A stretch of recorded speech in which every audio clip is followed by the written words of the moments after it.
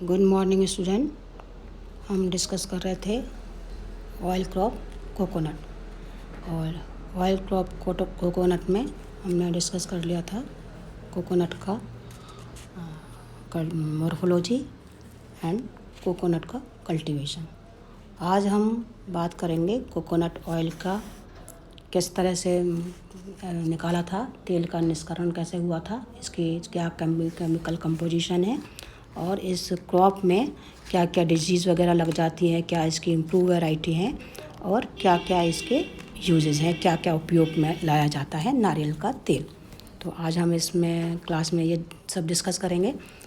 बात करते हैं हम कि पिछले उसमें हमने थोड़ा सा डिस्कस किया था कि जो किस तरह से ऑयल निकालने की बात कर रहे थे। तो ऑयल निकालने के लिए भी दो तीन तरह से लोग निकाल रहे थे। एक तो पुरानी विधि से निकालते थे, जो पुराने लोग हैं उस विधि में जो था वो उसमें तेल कम मात्रा निकल रहा था, उसमें से 60 to 65% ही तेल निकल रहा था। रोटरी मिल्स वगैरह से लोग निकालते थे हाइड्रोलिक प्रेशर से, तो उसमें तेल की मात्रा 65 to 70%। और आजकल जो नई मशीनें हैं उससे जो तेल अगर उसमें उनसे निकालें किसान तेल, तो उससे जो तेल निकल जाता है वो 80% तक तेल की अधिकतम मात्रा है निकाल ली जाती है तेल के खोपरे से, नारियल के उससे खोपरे से जो नारियल की गिरी है उससे द्वारा प्राप्त कर ली जाती है। अब है कि कंपोजिशन की, जो नारियल के तेल में क्या क्या इसकी क्या कंपोजिशन है या इसका क्या रासायनिक संगठन है। तो जो नारियल का तेल है इसमें वेजिटेबल फैट के समूह में आता है, और ये तो पता ही है खैर वेजिटेबल फैट्स के समूह में आता है। इसमें जो टेम्परेचर 24 डिग्री से अगर कम टेम्परेचर में ये ठोस हो जाता, मतलब जम जाता है। और इसमें उपस्थित जो lauric acid 44 to 45%, myristic oil जो है एसिड जो है मिरिस्टिक एसिड है 30.5 to 18.5%, पामेटिक जो एसिड है वो 7.5 to 10.5%, क्रैपिलिक एसिड जो है वो है 5 to 9.5% होता है। और जो कैप्रिक एसिड है, कैप्रियाई और कैप्रिक दो एसिड अलग है, 4.5 to 10%।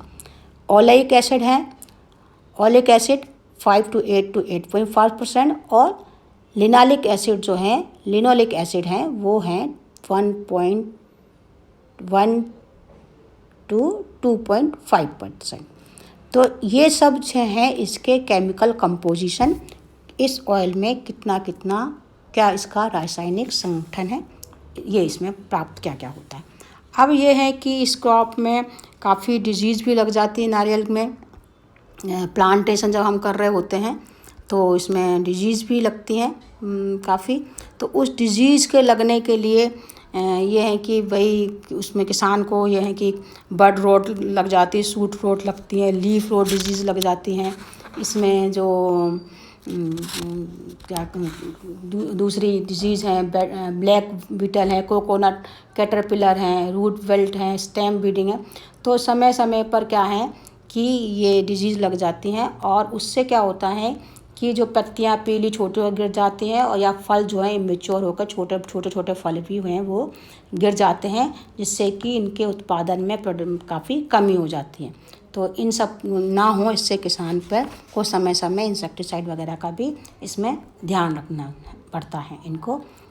और जो ऑयल है उस ऑयल में भी जो इस तरह से जो प्राप्त होता है, ऑयल को भी जो मार्केट में जब खाने के उसमें होता है तो उसको भी अशुद्धियाँ निकालनी पड़ती हैं, और उसमें खाने से पूर्व उसका शोधन किया जाता है।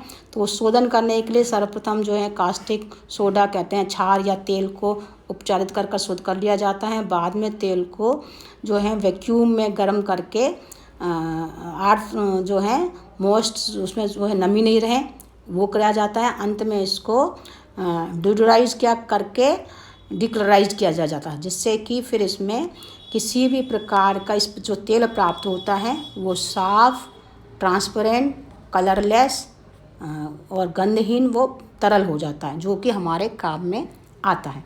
तो इसका ये है कि तेल का शोधन करना भी आवश्यक होता है जब वो मानव उपयोग के लिए, तब उसके बाद ही वो मानव उपयोग के लिए योग होता है, मानव के खाने योग होता है।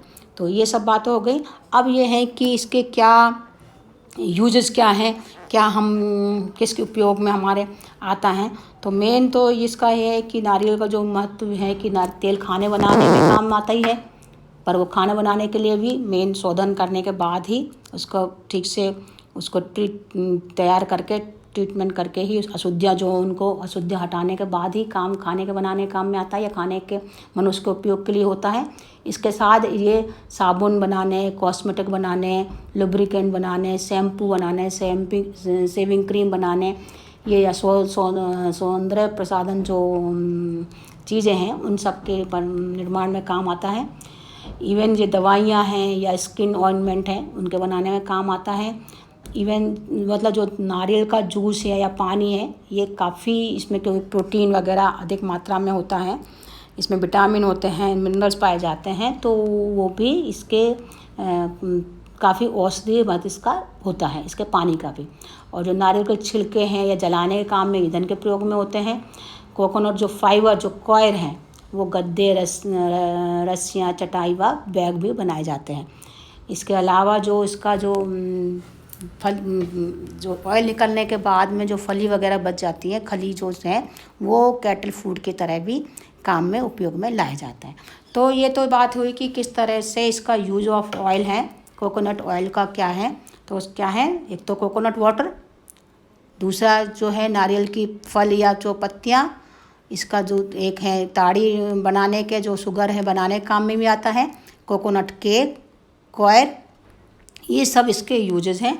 जैसे कोकोनट वाटर बता दिया आपको, काफ़ी मिनरल होते हैं इसके अंदर, इसलिए उस काम में आता है। जो फल इवन इसका फ्रूट्स हैं, इसका काफ़ी जो है धार्मिक पूजा पाठ, हवन वगैरह, इसमें एक अलग इसका महत्व है।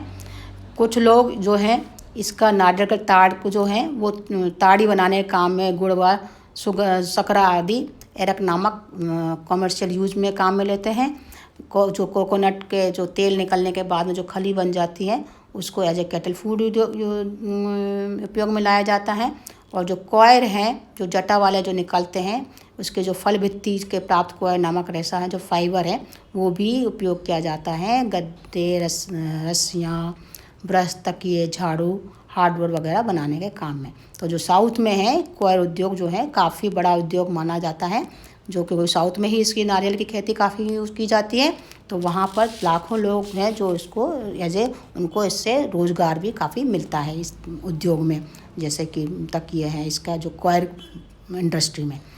दूसरे है इसकी जो कुछ लोग जलाकर इसका चारकोल बनाते हैं, जो कि सुनार जो है लोग हैं, सोना चांदी का काम करते हैं, वो इसके उपयोग करते हैं, क्या कहते हैं उसको, सोने चांदी को पिघलाने के काम में भी काफ़ी यूज किया जाता है। इसी तरह से अगर हम बात करें तो नारियल की क्रॉप जो है, इसका जो आर्थिक महत्व है एज ए ऑयल क्रॉप तो है ही, लेकिन साथ में एज ए फाइबर क्रॉप भी बराबर का ही महत्व रखती है, क्योंकि इससे प्राप्त जो कॉयर मिलता है वो भी एक काफ़ी उद्योग जो साउथ में है, कॉयर उद्योग एक काफ़ी बड़ा उद्योग माना जाता है, जिसमें वहाँ पर काफ़ी लाखों लोग हैं जिनको कि वहाँ पर रोज़गार इसमें कॉयर उद्योग में मिलता है। तो जो ये हम नारियल हैं, ये काफ़ी आर्थिक महत्व का क्रॉप है, एज वेल ऑयल क्रॉप के साथ साथ एज ए फाइबर क्रॉप भी। ओके बच्चों, तो आज ये हमारा ये है, अगले उसमें हम अगली आर्थिक महत्व की क्रॉप को डिस्कस करेंगे। Thank you.